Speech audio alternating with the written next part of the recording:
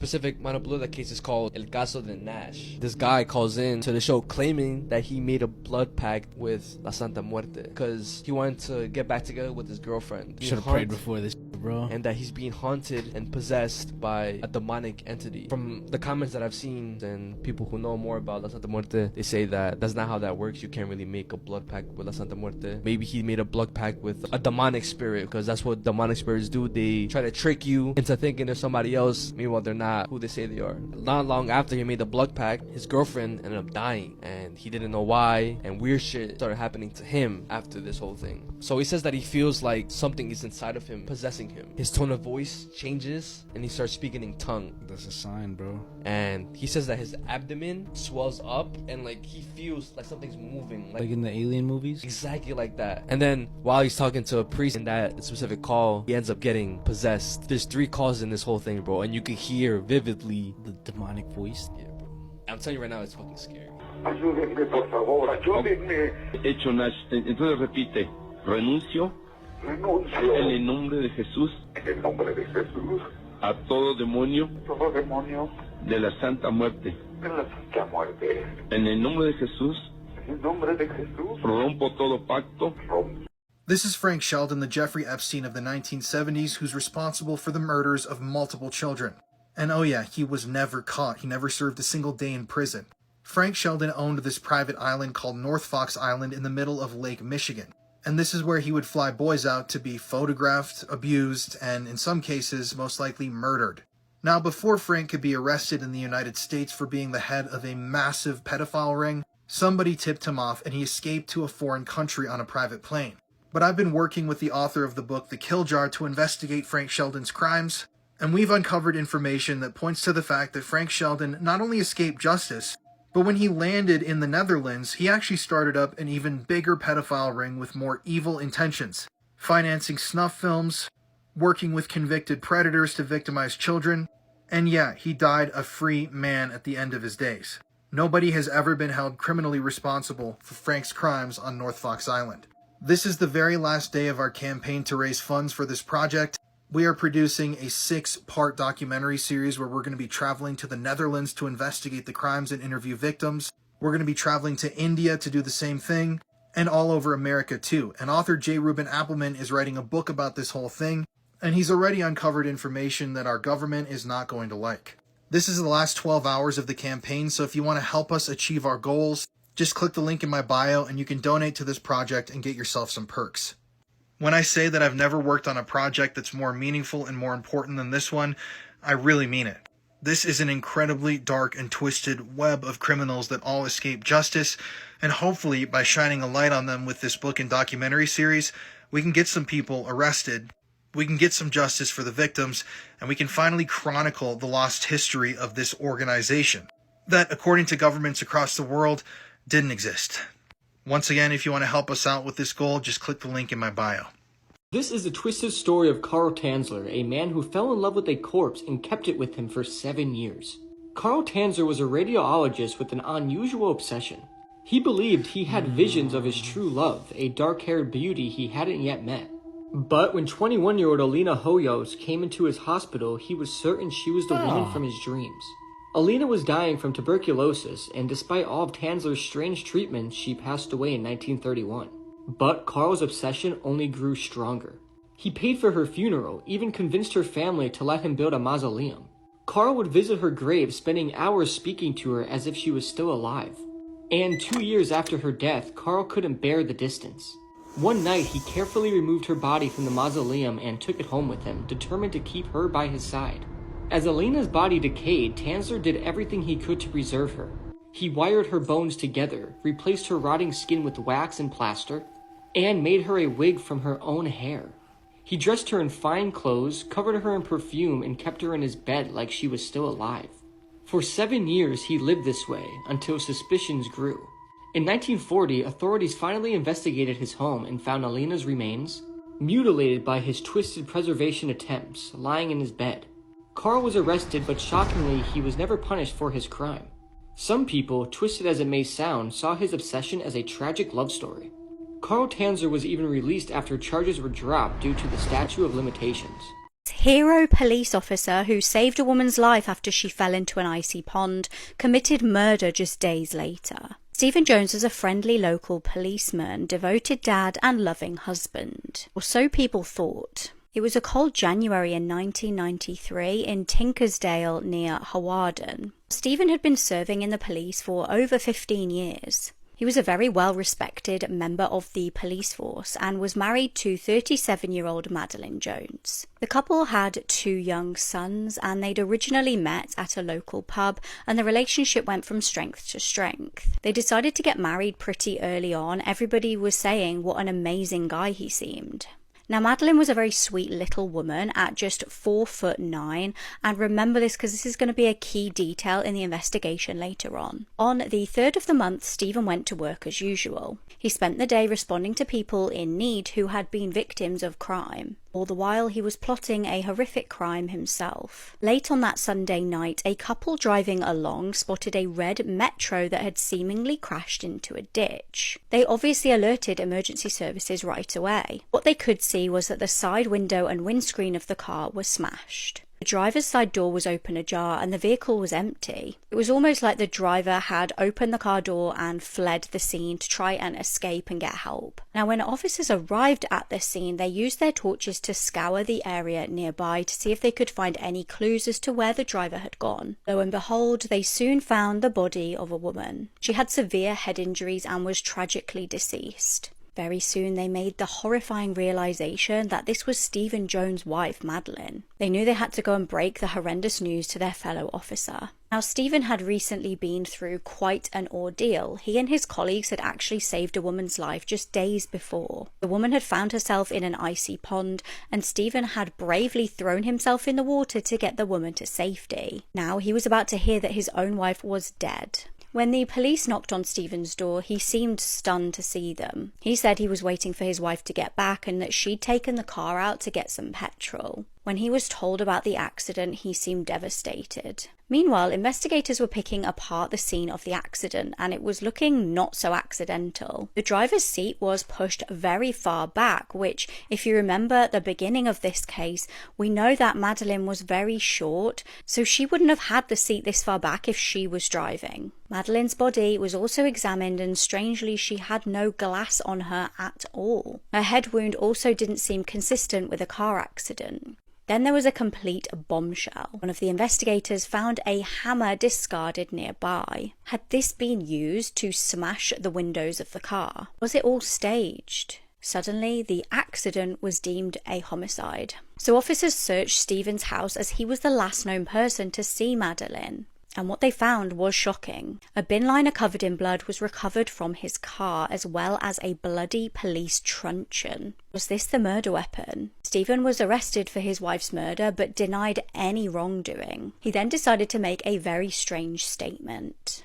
He claimed he and his wife had had a violent argument that evening because she had been having an affair. Now, this was an attempt for Stephen to basically make himself almost appear like a victim. He admitted that there had been a violent altercation and his wife had fallen and he realized she was dead. He said he panicked and decided to stage the traffic accident. However, as clever as he thought he was being, he didn't count on witnesses. People had actually seen Stephen park up suspiciously earlier that day at the scene of the fake crash in his car. He'd then gone home, killed his wife, brought her to the fake accident scene, staged the whole thing, and then driven off in his own vehicle that he parked there prior. Now, this proved Stephen's statement was a lie. There was no panic, there was no accident. This was a cold-blooded, premeditated murder. Stephen would ultimately plead not guilty, but there was just so much evidence against him that this was a calculated crime, and the reason for this was shocking. It was deemed that he had murdered his wife in the garage of their home,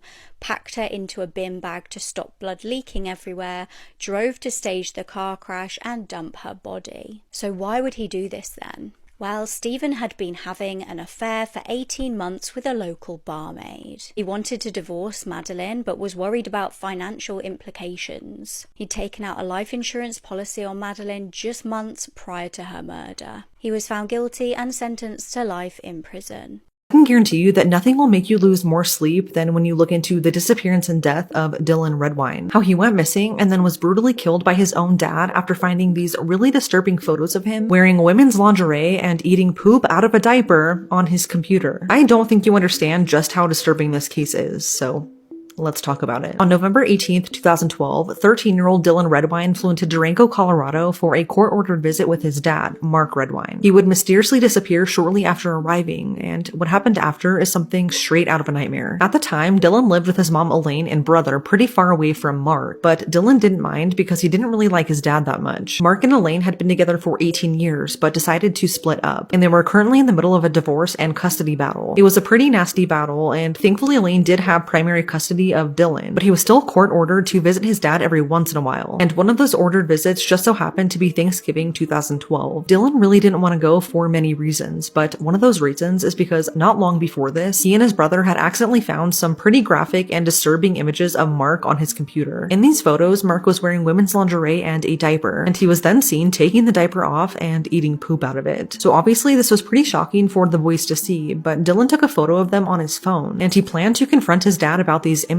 He planned to do so on this Thanksgiving visit, and although he begged his mom not to make him go, like I said, this was court-ordered, so she really didn't have a choice, sadly. So on November 18th, security footage from the airport shows Dylan arriving in Durango at 5:52 p.m. According to Mark, after he picked him up, the two went to Walmart and then McDonald's, and then after that, they went back to Mark's house, watched some TV, and then went to bed. One thing to note is that Mark's house was pretty much in the middle of nowhere, like he was surrounded by the woods for miles and miles, and he had no neighbors. So seeing as though Dylan really didn't want to be around his dad, he made plans to hang out with a friend the very next day, but he never showed up, and this is where things take a disturbing turn. At 7:30 the next morning, Mark said that he woke up to go to work and tried waking Dylan up to see if he wanted to go with him, but Dylan said no, so Mark left. When Mark got home a few hours later, he said Dylan was nowhere to be found, but one of his fishing poles was missing along with Dylan's phone and his backpack. Nickelodeon was still playing on the TV, and the front door was wide open. For some reason, this didn't seem to concern him at all, so another couple of hours would go by before Mark decided to call Dylan's mom, Elaine. He told Elaine that he had lost their son, which is kind of an odd choice of wording, but nevertheless, they both reported Dylan missing to the police. Authorities initially reported Dylan as a possible runaway, but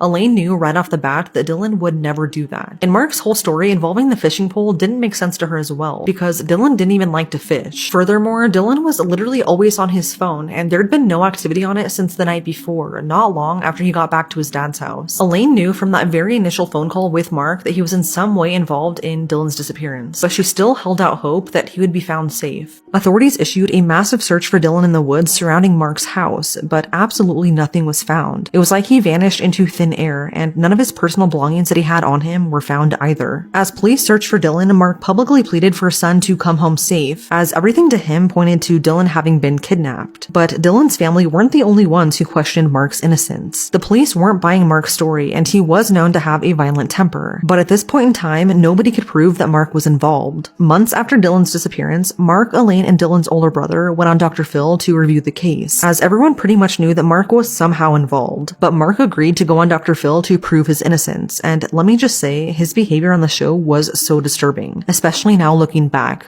I remember watching this episode back, and I just had this gut feeling that Mark was responsible just by the way he was acting. He was being so nonchalant, and although he denied having anything to do with Dylan's disappearance, he was giving such a poor performance. He also refused to take a polygraph test, which was odd. There would be no movement in this case until 7 months later, when Dylan's partial remains were found just 8 miles from Mark's home. They were found in a deeply wooded area on Middle Mountain Road. He had been dismembered, and his head was still missing. This is what led authorities to search Mark's home, and what they found is horrifying. Police found traces of Dylan's blood all over Mark's living room, as well as the scent of a human cadaver. Authorities brought in bloodhounds, which also hit on the presence of human remains in Mark's washing machine, as well as his truck and the clothes he was wearing the night Dylan disappeared. If that wasn't suspicious enough, after the discovery of some of Dylan's body parts, Mark skipped town and didn't help with the investigation. I don't get how he wasn't immediately arrested after all of this, but he got lucky and wasn't. It was around this time that Mark told his other son that police would need to find the rest of Dylan's body and his skull to find out whether or not he died from blunt force trauma, which is a really disturbing thing to say, and you likely wouldn't say it if you were innocent. Another thing that's extremely noteworthy is the fact that as this was all unfolding, Mark told an ex-wife that if he ever needed to get rid of a body, that he would leave it somewhere out in the mountains. Even with all of this evidence, police still wouldn't arrest Mark, and why that was, I have no idea. But 2 years later, almost on the dot, Dylan's skull would be found 2 miles from where the rest of his body was located. A couple of hikers had stumbled across it, and now authorities could determine what really happened to Dylan that night. Authorities found that Dylan likely died on the night he arrived at his dad's house from a skull fracture and sharp force injuries. It took 5 years, but in 2017, Mark was arrested and charged with the murder of his son. It was determined that in a fit of rage, Mark killed Dylan after confronting him about the disturbing photos. He then dismembered Dylan's body and scattered his remains all throughout the woods surrounding his home. In 2021, almost 9 years after Dylan was killed, Mark was found guilty of the second-degree murder of his son and sentenced to 48 years in prison. What gets me is that during that entire 9 years, he put his family through absolute hell in never telling them what happened to Dylan, when in reality, he knew all along the horrible fate that he suffered. He even lied on Dr. Phil, literally torturing Dylan's mom and brother, when he in fact killed him. All over those photos. Mark has never shown any remorse for what he did, and he's never accepted any responsibility. To this day, he still denies any involvement in his son's disappearance and death. This is probably one of the most disturbing cases I've ever heard about, and yet I always find myself thinking about it. Because all Dylan wanted to do was stand up to his dad, and I just can't imagine the horror that he must have felt in his final moments. Video that was surfacing throughout the internet and shit, and it was about a jinn who had interrupted a conversation on live TV. Oh,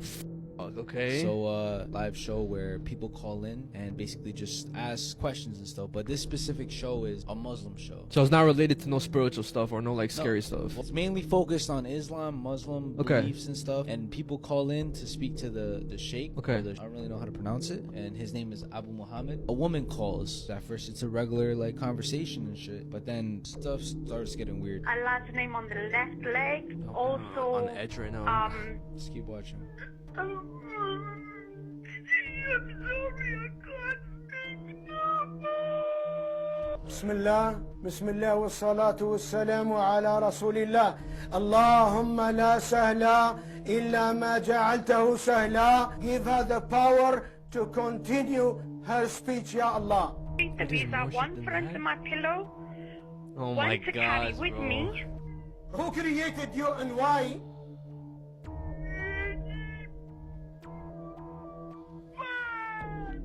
Huh? She ended up saying Bat. Baal? B-A-A-L? The fucking demon? What they're saying that was a jinn, which it's not a demon, it's not an angel or anything like that. It's just another spirit that could choose whether it wants to be evil or whether it wants to do good. It was late at night when a man walked to his car parked just outside a dimly lit movie theater.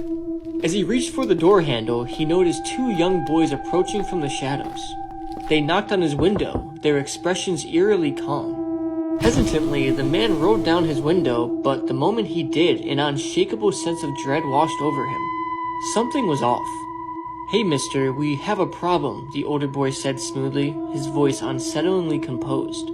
"My friend and I want to see the films, but we forgot our money. We need to go home and get it. Can you give us a ride?" The man hesitated. Something about them made his skin crawl. Their faces were pale, their movements too precise, too deliberate. "Come on, mister," the boy continued, his voice almost hypnotic. "Let us in. We can't get in unless you say we can." His tone remained polite, but there was an underlining pressure in his words. "Just let us in, and we'll be gone before you know it." It was then that the man truly saw their eyes. They were black as coal. No whites, no pupils, just endless, soulless darkness staring back at him. The man's pulse quickened, and the boy seemed to sense his fear. "Come on, mister," he coaxed again. "We won't hurt you. You have to let us in. We don't have a gun." The man's hands trembled as he gripped the gear shift. Something inside him screamed, "Leave now." He threw the car in reverse, and suddenly both boys' voices twisted into something shrill, desperate, and unnatural. "We cannot come in unless you tell us we can come in. Let us in." Heart pounding, the man sped backwards out of the parking lot, tires screeching against the pavement. He was out of breath as he glanced in his mirror, but the boys were gone. The sidewalk outside the theater was completely empty, as if they had never been there at all.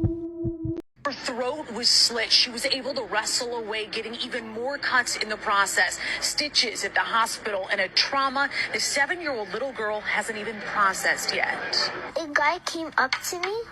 He was like that, and then he...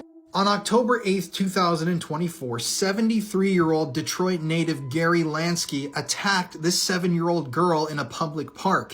On that day, the 7-year-old was playing at the park and Gary approached her with a knife.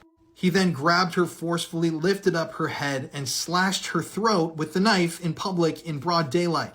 The brave little girl then ran home to her parents, and thankfully she received the medical care that she needed and recovered fully. Now, the true motive behind the attack is still unknown because this is a currently unfolding case. Some people have claimed that this was possibly a hate crime with the attacking of a young Arab American girl, but as the trial unfolds, I'm sure that we're going to learn a lot more. I just cannot believe that this is the world that we live in, where a 73-year-old man who's lived a full life, he's 73 years old, decides one day that he's going to randomly walk up to a young girl, a child, and slash her throat with a knife in public. I have no words. This is just one of those things that's disturbing and very, very sad, but I'm just so grateful that she has made a full recovery.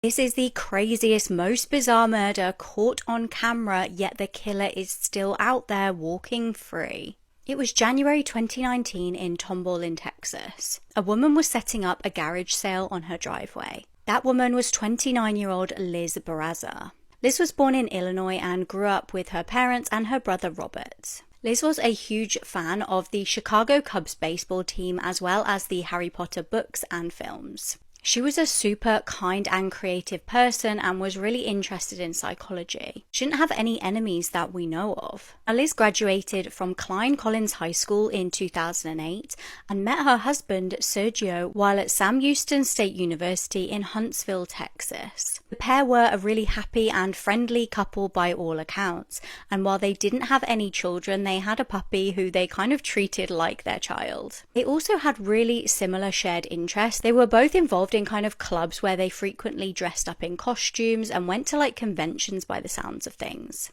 Now, the couple were due to celebrate their 5th wedding anniversary and had a trip planned to Orlando, Florida to go to the Universal Studios and Disney on the 27th of January. But Liz would never make it there.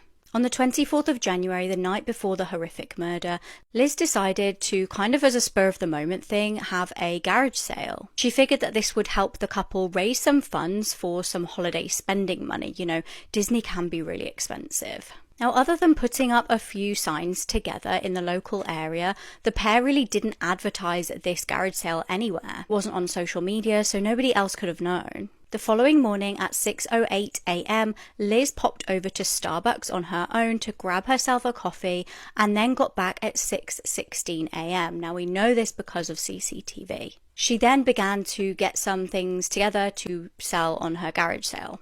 Sergio at this point did help a little bit, helped her kind of lift the heavy stuff, and then he headed off to work at 6:48 a.m. Immediately after, pretty much at 6:51 a.m., so only literally a couple of minutes, a dark-coloured Nissan truck drove towards Liz's house. A minute later, it parked behind Liz's car and the person in the vehicle got out. This is captured on CCTV, but frustratingly it was dark and the car's headlights kind of prevented us from seeing the actual number plate on the vehicle. Now, the murderer appeared to be wearing what looked like a dressing gown. It was quite flowy and either had long hair or had a costume or wig on of some sort. Now, the person walked up to Liz and kind of was walking with purpose but not running, and seemed to kind of have some kind of interaction with her, either show her something or tell her something. Then the killer pulled out a revolver and fired 4 times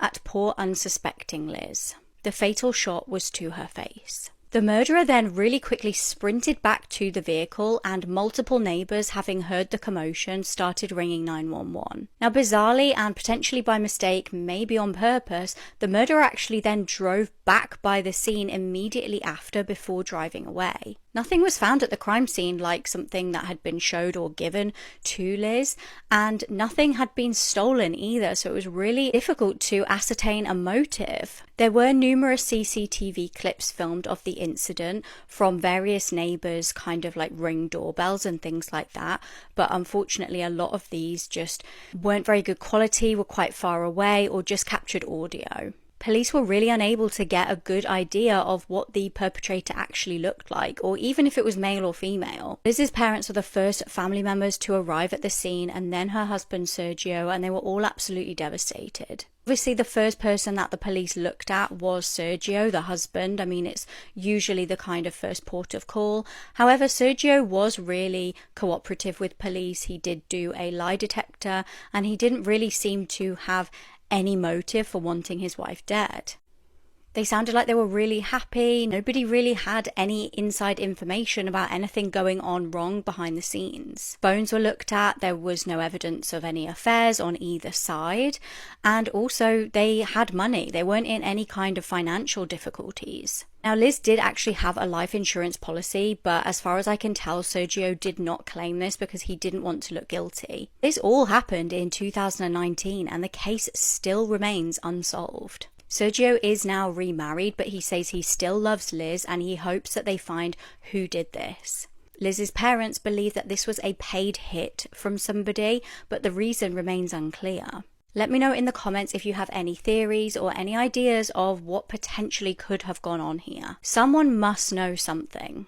Something that will never make sense to me is how many young men have mysteriously gone missing in Boston only to end up dead in the same river. Their bodies have signs of blunt force trauma, yet police say no foul play is involved. That's what happened to 24-year-old William Hurley in 2009. He left a hockey game early and somehow vanished into thin air on an extremely busy street surrounded by a lot of people. He disappeared in exactly 1 minute, just yards from his girlfriend's car, and the circumstances surrounding his disappearance and eventual death are strange, so let's talk about it. William Hurley was a Navy veteran who lived in Quincy, Massachusetts with his girlfriend Claire. On October 8th, 2009, he decided to go to a Boston Bruins hockey game with a friend and a coworker. And this was William's first ever Bruins game, so he was really excited. All three of them used public transportation to get to the TD Garden Stadium where the game was being held, and at first everything was going great. They were having a lot of fun, having a few drinks and enjoying the game when out of nowhere, William got extremely tired. This was weird because he hadn't really drank that much according to his friends, but nobody really thought anything of it because William was a groundskeeper at West End Golf Club, so his job was pretty physical and tiring. So halfway through the game, William got super tired and decided to call it a night, so he called his girlfriend Claire for a ride home. He walked outside into the stadium's parking lot and waited for Claire, but when she got there, William was nowhere to be found. So Claire called him and asked him where he was, in which she heard William ask someone where exactly he was located. Claire then hears a man on William's phone say 99 Nashua Street, which is still basically the stadium's parking lot, just a little ways down the road. William then tells Claire that his phone is going to die, but he'd be right here waiting for her. This would be the last time that anyone ever heard from William, and what happened after this has never really been explained. Claire got to 99 Nashua Street within 1 minute of that phone call, but by the time she got there, William was gone. She tried calling him over and over again, but her calls went straight to voicemail, and she also drove around for an hour afterwards and got out of the car and walked around in hopes of finding him, but it was like William vanished into thin air. This was odd because even though it was nighttime, the area was still relatively busy since there was a big hockey game going on, and the streets were still pretty crowded. At this point, Claire was freaking out, but she didn't really know what to do, so she went back to their apartment in Quincy and started calling William's friends to see if they knew where he was at. When they didn't, she started calling local hospitals to see if he maybe got hurt, but they all had zero record of William. This is when she tried reporting him missing to the police, but unfortunately they told her that she had to wait 24 hours to file an official report. So a day came and went, and with still no sign of William, and with him not showing up to work the next day, that's exactly what she did. She reported him missing. Authorities started the investigation by talking to anyone who was in the area, but literally nobody saw William or anything suspicious. A massive search was then launched, and police focused on the area surrounding the stadium as well as the Charles River, which isn't super far away. The river is kind of just a straight path down the road and through a park from the stadium, so they were worried that he somehow may have gone into the water. They did have a few boats on the river, but they found nothing. It wasn't long though until police found William's phone, which was still on 99 Nashua Street. What's odd is that it was really damaged, like somebody smashed it. Authorities then discovered surveillance footage from outside the stadium stadium that showed William stumbling, like he couldn't really maintain his balance very well. This is when authorities realized the gravity of the situation, but there were no clues as to what happened to William, and 6 days would go by before there would be any answers. On October 14th, William's body was found upstream in the Charles River near the TD Garden Stadium. He was found 25 feet from shore. He had blunt force trauma to his head, eye socket, and behind his left leg. After the toxicology reports came in, William was found to have GHB, which is a date rape drug, in his system, along with a low blood alcohol concentration. The low amount of alcohol found in his system adds up to what his friends said, that he didn't have that much to drink at the game the night he went missing. But what couldn't be explained was how the GHB got into his system. According to a forensic toxicologist, we all naturally have a certain level of GHB in our systems at any given point in time, but 10 micrograms is the cutoff point between natural GHB levels and when someone has physically ingested the drug. William was found to have 18 micrograms of GHB in his system, meaning he somehow ingested the drug, either willingly or unknowingly. And I doubt it was willingly, because no one in his group that night at the hockey game were doing drugs. They all only had a few drinks. When William was found, his wallet and keys were also found on him, which led authorities to rule out robbery since nothing was taken. Adding to the mystery is the fact that when his body was found, it was determined to have only been in the water for maybe a couple of days at that point, but he had been missing for almost a week. The police's theory was that he walked from the stadium through the parking lot and onto 99 Nashua Street, and then he walked to the river's edge where he accidentally fell in. Because of their theory, authorities ruled out foul play, and the medical examiner ruled his death as an undetermined drowning. Despite the GHB drug found in his system and the blunt force trauma to his body, police closed the case in 2009, even though multiple people, including William's family, believe something much more sinister happened.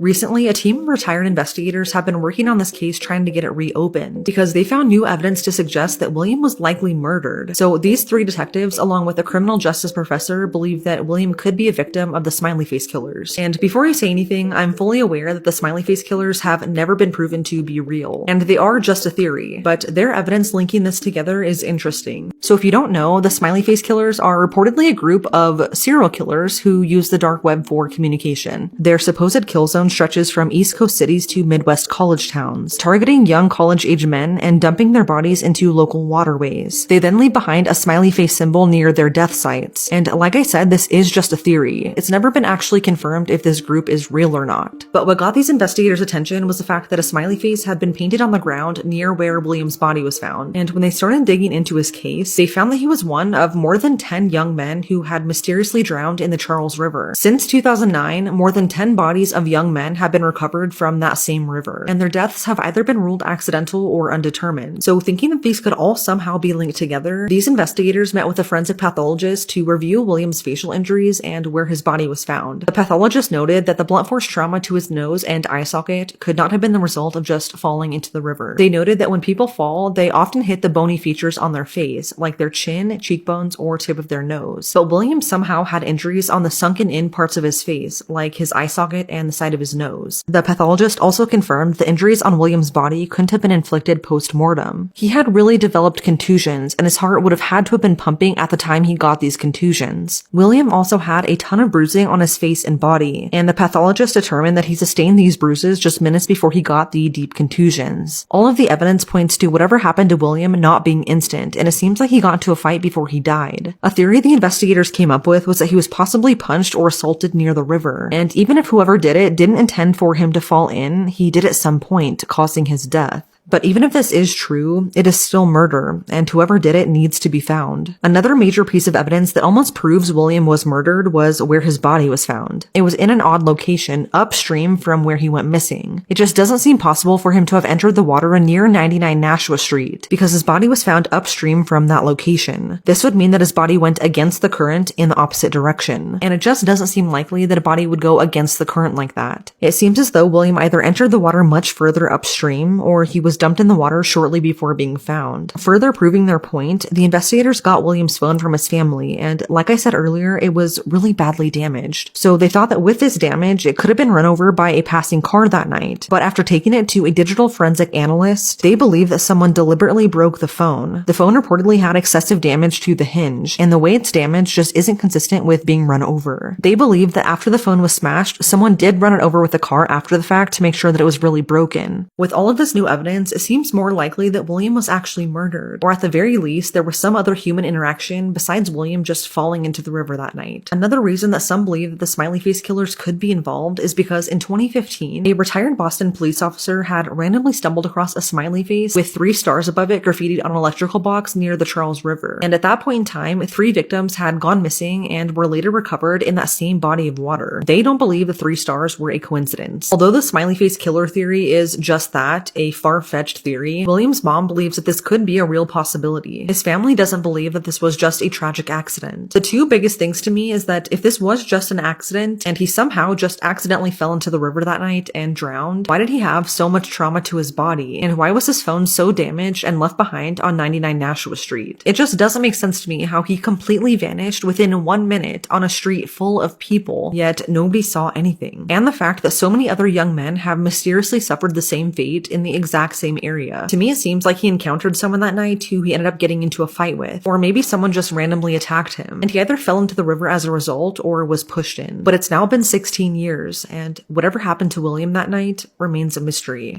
However, coined the phrase, "You can't make this stuff up," might have known the story of real-life boogeyman, Albert Fish. A slight, elderly man with grey hair, no one suspected the kindly single father of being sadistic child murderer and cannibal.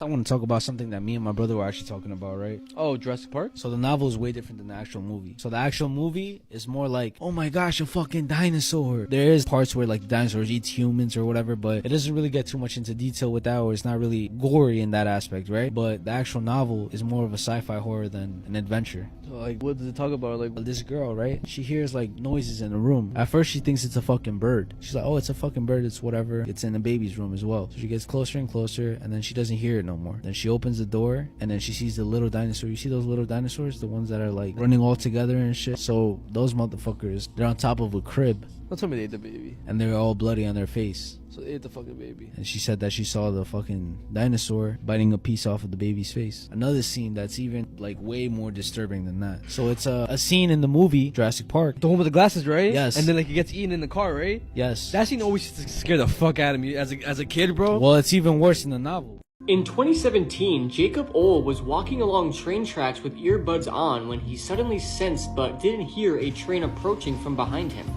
Jacob was at least 1,000 feet away from the train when the conductor first saw him. But they did not ring the train's bell, blow the train's horn, or apply the emergency brake before hitting Jacob. The train hit Jacob, resulting in the train severing both of his legs below the knee. Jacob then acted quickly, and despite both of his legs being severed and in an insane amount of pain, he immediately called 911 and remained completely calm while providing crucial information that saved his life. It also took the train a half mile to come to a complete stop after hitting Jacob. Jacob filed a lawsuit and claimed the CSX train did not put up fencing or other warning devices to keep pedestrians a safe distance from the tracks. This situation is just insane, and I can't believe despite both of his legs being severed, he managed to still call 911 and save his own life. He may never have legs again, but at least he still has a life to live. What can we do when it comes to fighting people like Jeffrey Epstein? I know it seems like we don't have much power as the American citizen, but we have more power than you think. If you're as sick as I am of pedophile rings being covered up and corruption just being so blatant in America, I have something for you to do. Head to a website called EpsteinJustice.com.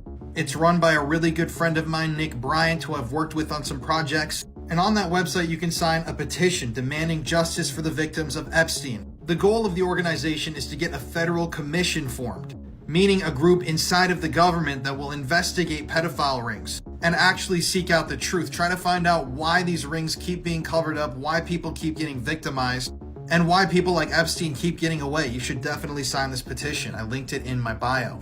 Also on the Epstein Justice website, you can write your members of Congress.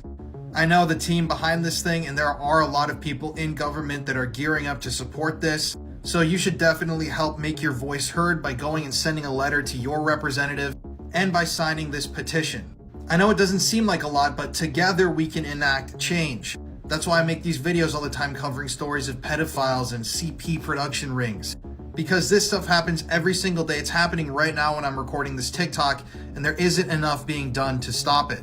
Also, if you want to hear all the facts about Epstein, go listen to the first episode of my new podcast, The Conspiracy Files, available on all streaming platforms.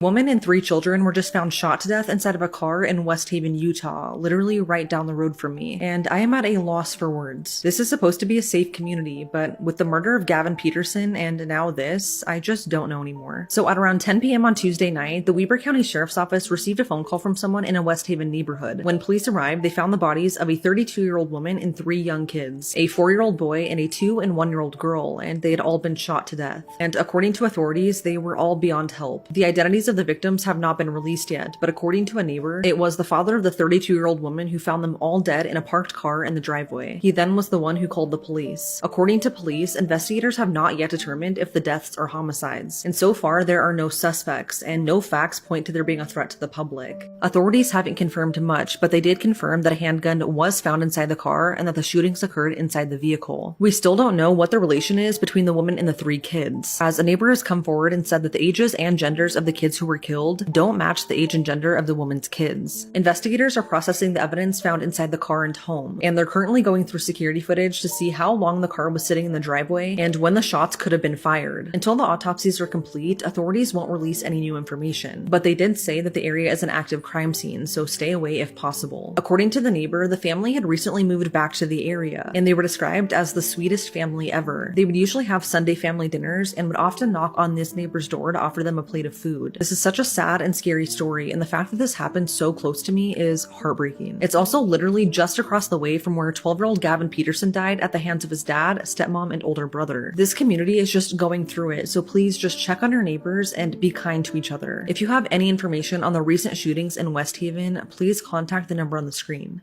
Imagine enjoying a family pool party and then moments after your dad takes out a gun and opens fire. It was the 11th of July 2024 on a gorgeous sunny day in Alabama. Colton Daniels was soon going to be turning 9 years old, so it was cause for celebration. Colton's sister was called Haley and was just 6. Their cousins were also invited round, Caleb, who was 6 as well, and Kinley, who was just 2 years old. They showed up with their mum, Kelsey Kendrick, who was 24 years old, to a relative's house for a pool party. Now, the children were really enjoying the sun and the nice warm weather. They really needed a chance to be kids and just let their hair down. The Kendrick children, Caleb and Kinley, had been experiencing domestic violence at home. This was at the hands of their dad, Brandon. It's reported that he struggled with mental health issues and hadn't recently been taking his medication. It's believed that over the past few weeks, his mental state had been worsening. It's around 7 p.m. that day, Kelsey reportedly received a phone call from Brandon,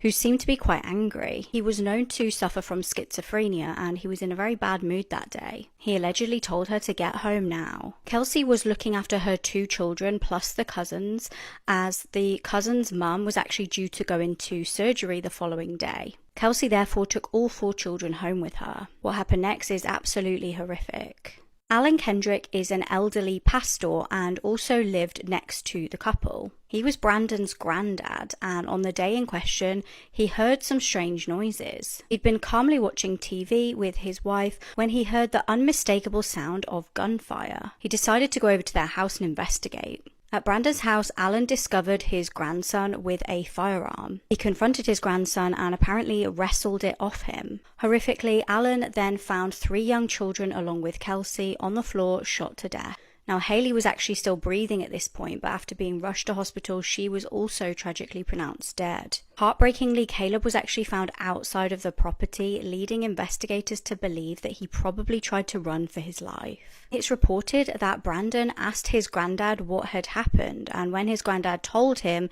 he simply replied, "Oh."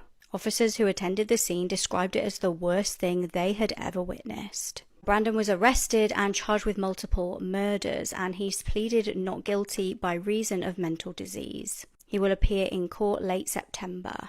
This is a recent ass case. So this is a guy, his name is, I'm gonna show you a picture too, Timothy Bleefnick, married to, I think her name is Rebecca, and then they have 3 kids. And recently he was charged for murder for killing his wife. Like, apparently the mom was supposed to pick up the 3 kids from school. Since nobody came to pick them up, they tried to call, nobody answered. They went out looking for her. They go to the house, they find her dead. Like, they literally find her shot to death, bro. Like, it was a brutal scene. I guess everything that kind of made this whole case more disturbing than it is, because it's already pretty, someone being dead is already fucked up. Back in 2020, he was on a game show, Family Feud. It fuck? was him and his family. They were competing to, I guess, win money, whatever. You kind of know the concept of Family Feud. And then he had made a joke. It's the biggest mistake you made at your wedding. Honey, I love you, but said I do. Not my mistake. I love my wife. I'm gonna get in trouble for that, aren't I? And this is him how he looks now, bro. But just looking at that and then looking at this now, like how everything unfolded, kind of seems like, was he playing around? Was it coincidence? Was it not? That's fucking insane, bro. My guy doesn't even look like a killer, bro, and it'd be the least people you expect it to be. I'm pretty sure their family was like well known in their neighborhood or stuff like that, because there's videos of the neighborhood gathering in somewhere where like they could all watch the show live. They were watching it, like cheering for them, like, yo, like it's so cool, like seeing them together and like, or seeing them on TV, stuff like that. Not knowing what the fuck was gonna happen.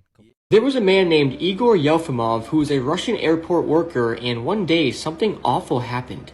As Igor was preparing flight Air Astana 737 for takeoff by either loading luggage onto the plane or guiding its direction, he accidentally was standing too close to the plane's engine when it suddenly sucked him up and killed him instantly. His entrails and bits of his body were then shot all over the runway. The flight was then cancelled and all the passengers were onboarded and were put in local hotels for the night. Investigators were shocked by this gruesome accident and couldn't figure out how this happened. They believe Igor didn't follow the safety protocol and was standing too close to the engine when it sucked him up and killed him instantly. There's a CCTV video of the situation that went around on social media showing the whole situation unfolding. This is a terrible accident and sounds made up, but believe it or not, situations like this had happened before. Rest in peace to Igor, and what a terrible, terrible death. Look, I'm gonna say this once, and I'm not saying it again. Part her fucking thighs and release all that chaos from her mind. You fucking amateur. So the man that you just saw in that creepy TikTok video was 28-year-old James Lee Bonewitz. And on June 23rd, 2022, he stabbed 4 people and killed 2 of them in Indiana. Now before all this went down, James didn't have a colorful criminal history. He seemed like he was just your average guy. And he spent a lot of time posting here on TikTok on his account Onewitz, an account which to this day is still up. Now I couldn't really find any information on why James carried out these crimes, but he did. So on the night of June 23rd, the police in town got a report of a suspicious man at a local store. Apparently, this scraggly-haired man was inside of the store holding 2 orange-handled knives, but before the police could arrive, he left in his sedan. Then, security camera footage captured him parking at a gas station and exiting his vehicle. And for some reason, he walked over into a neighborhood, entered people's homes, and started stabbing. Sadly, a couple would die in the stabbing. Caitlin Huddleston England and her husband, Danny England. Now, Caitlin survived the initial stabbing. She was transported to a local hospital where she was pronounced dead. But on that evening, Danny was found on the back porch of the home with a massive laceration in his chest and a deep cut in his arm, and he was already dead when authorities arrived. But that wasn't enough for James. There was also a man that they discovered in the back door of the home with multiple cuts all over his body, who had been stabbed multiple times. His name was Bo Williamson, and he survived the attack. James had also stabbed another man, this time in the bathroom of the house. This man was identified as Terry Solomon II, and he had cuts all over his abdomen. Terry would eventually tell the police that he heard his neighbors screaming, he had rushed over to help, and that's when he was attacked by James. So I tried to find as much information about this crime spree as I could, but I couldn't really figure out exactly why James had carried out this crime spree.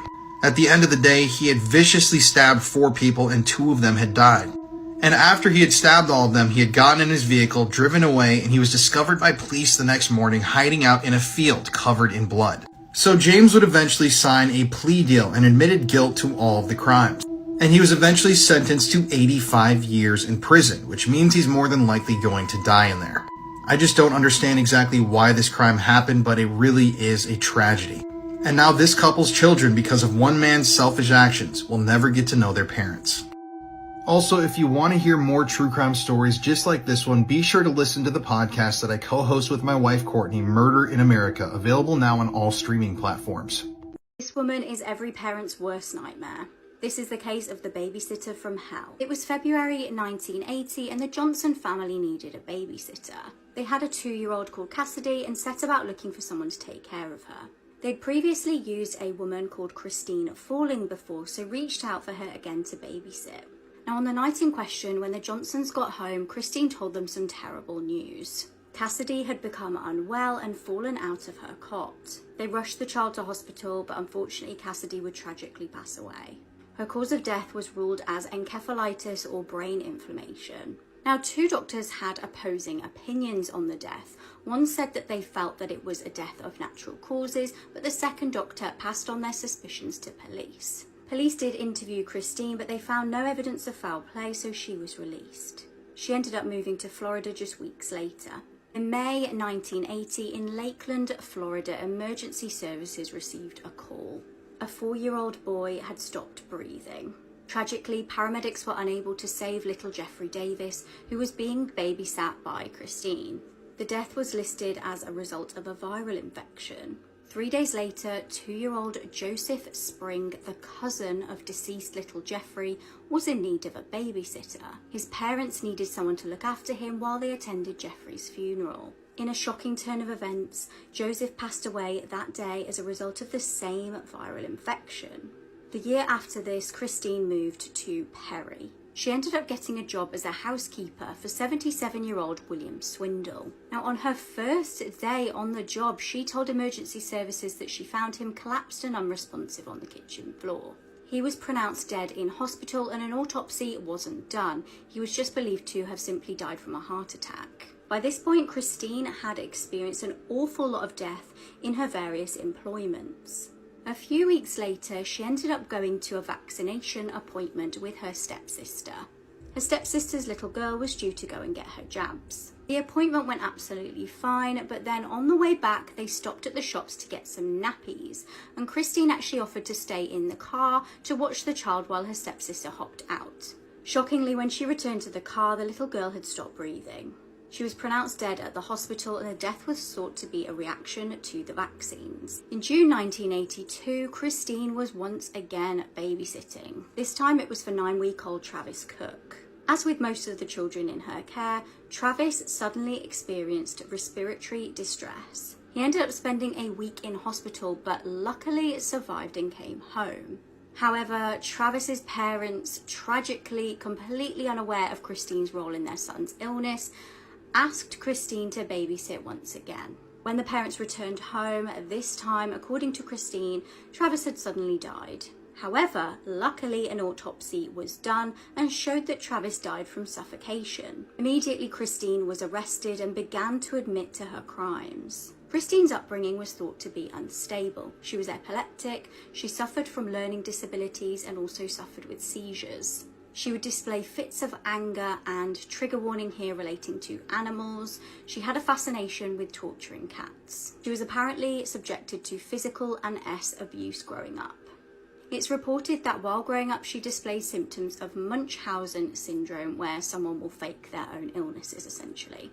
She claimed that she learned how to suffocate via the TV and claimed to have heard voices telling her to kill. In 1982, she got 2 life sentences. She later admitted to killing William Swindle too and was denied parole, and as far as I can see, she remains behind bars. I wish that I could go back in time to this photo and tell Skylar Neese to stay home, because just moments after this image was taken, her 2 childhood best friends would brutally stab her to death, all because they didn't like her anymore. I don't think that I've ever been more affected by a true crime case, and I remember seeing the Dr. Phil episode on this when I was around 16, just like Skylar was when she was murdered, and it had such a deep impact on me that I've never been able to forget it. On July 5th, 2012, Skylar returned to her home in Morgantown, West Virginia after her evening shift at Wendy's. She lived with her family in the James Place apartment. A little after midnight on July 6th, security footage from the apartment complex caught Skylar sneaking out of her bedroom window and getting into a car. At the time, nobody knew who the car belonged to, but from what we know now, the car belonged to one of her childhood best friends, 16-year-old Sheila Eddy. Also inside the car was another one of Skylar's best friends, Rachel Schoaf, who was also 16 years old. Everything indicated that Skylar thought she was going to come back home. She left her phone charger behind and left her window propped open, but she had no idea what was really about to happen to her. After driving to a wooded remote area in Pennsylvania, the girls girls got out and started talking and hanging out. Then out of nowhere, Rachel and Sheila counted to 3 and began stabbing Skylar to death. She was ultimately stabbed over 50 times, and they tried burying her but couldn't dig deep enough. So they covered Skylar's body in rocks and branches and then left her there. Now when Skylar wasn't home the next morning, her parents reported her missing to police. But what's infuriating is the fact that they considered her a runaway, so they wouldn't issue an Amber Alert until 48 hours later. While they had to wait, Skylar's family started searching for her and posting missing person flyers around town. And what's absolutely disgusting is that Sheila, who was so close to Skylar and her family since they were childhood best friends, even helped look for her and distribute her missing person flyers. Sheila and Rachel then began posting on Twitter saying how much they were worried about Skylar and how they hoped that she would be found alive soon. Like, look at all of these posts. It's sickening what these girls did, and looking at these tweets knowing what we know now, it's just so twisted. So when police eventually did get involved, they reviewed the security footage at the apartment complex and found that the car belonged to Sheila, so they took her in for questioning. Sheila admitted to picking Skylar up with Rachel at around 11 p.m. to drive around and smoke some weed, but she insisted that they dropped her off at midnight down the road from her house so that she could sneak back in. But investigators could tell that she was lying, and this was confirmed via the timestamps on the apartment's security footage, as well as video footage from a nearby convenience store. That and all of their phone records, so nothing Sheila was saying was adding up. 6 months later, and after intense interviews from authorities and major suspicions from the community, Rachel had a nervous breakdown and confessed everything. She confessed how she plotted with Sheila to kill Skylar, and this was all because they didn't like her anymore and just didn't want to be friends with her. She led police to Skylar's body, which was found less than 30 miles from her home. It's so heartbreaking that Skylar laid there for 6 months just waiting to be found. Meanwhile, her 2 closest friends were posting on Twitter and going about their daily lives. Rachel was quickly arrested, and authorities did everything they could to try and get Sheila to incriminate herself. They even had Rachel wear a wire in hopes that they would catch her slipping, but she never did. Eventually, they searched her home in the car that she was driving that night, and they found Skylar's blood in the trunk. After this, Sheila was arrested too. At the trial, Rachel expressed remorse and apologized to Skylar's family, but other things were uncovered that kind of proved otherwise. In the days leading up to her murder, Skylar posted on Twitter about how she and the other 2 were fighting, and she even made this final sinister tweet that read, quote, "You doing shit like this is why I can never fully trust you."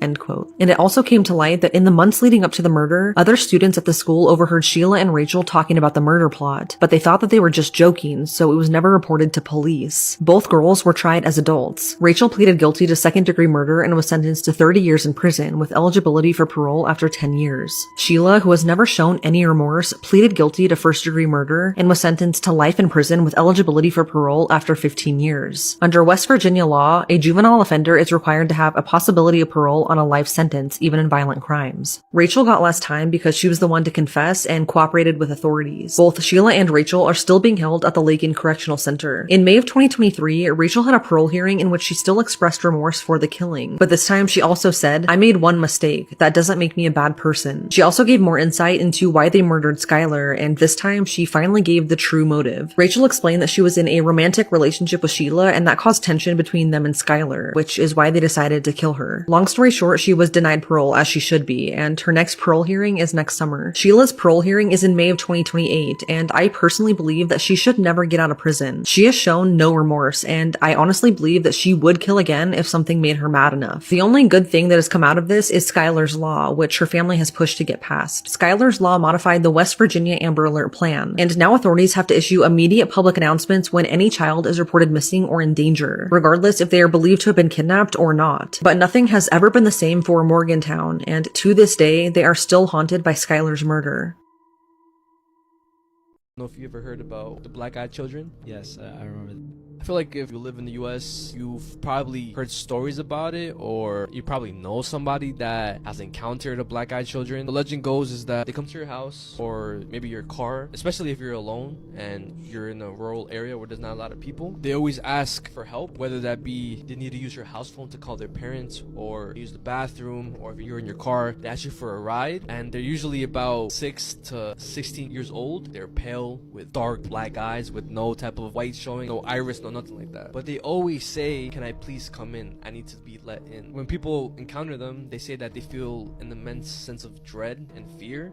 But the very first encounter that was on paper that kind of blew up was in the mid-90s when this journalist, his name was Brian Bethel. He basically talks about an experience when he was outside a parking lot next to a movie theater. It was like around 10 p.m. 2 boys approached the car. They asked them for a ride back home. They forgot their money because they were going to go see the Mortal Kombat movie. Automatically, he felt a sense of dread dread and fear. He didn't know why, because the kids looked innocent. This is without him seeing the eyes yet, because they were wearing pullover hoodies as well. They come closer to the car and he realizes that they have black eyes. Then one of the kids says, "It won't take long, we're just two boys, we won't hurt you, we don't have a gun." He ends up getting freaked out, he drives off, and then one of the boys, he's like banging on the window saying, "Please help us, you have to let us in." So after that story blew up, everybody around the US started coming out with their stories, Say how they're seen in too. but I have two black-eyed children encounters that are pretty scary. One is regarding like what happens when you let them in. This man makes human soup for a Mexican cartel, and this is a massive trigger warning. This is Santiago Mesa Lopez, and he turned the victims of the cartel into soup. Santiago was a skilled mason, so much so that he caught the eye of some members of the Tijuana cartel. They then hired him to do construction work for them and take care of their horses. Santiago proved to be a hard-working employee who never questioned his bosses or a task. So they decided to bring him on board the Tijuana cartel and show him the ropes. He rose through the ranks of the cartel from drug dealer to the rank of drug office keeper. It was a risky job, but years later, Santiago was still alive and had his job. But things became complicated when Santiago's cartel got into a war with another cartel. The streets of Tijuana became a battleground with thousands of people getting killed and their bodies getting abused daily. This then got the attention of the Mexican authorities and the DEA and the FBI. And the cartel soon realized they had to get rid of the bodies quickly and quietly. They then got the idea from dangerous people who make people disappear, and the idea was to turn them into soup. But they needed someone they can trust fully to do the dirty work, and that person was Santiago Mesa Lopez. They then brought him into a room for an experiment.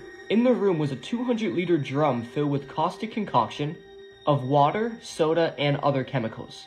They then brought in the dead body of a victim of the cartel war.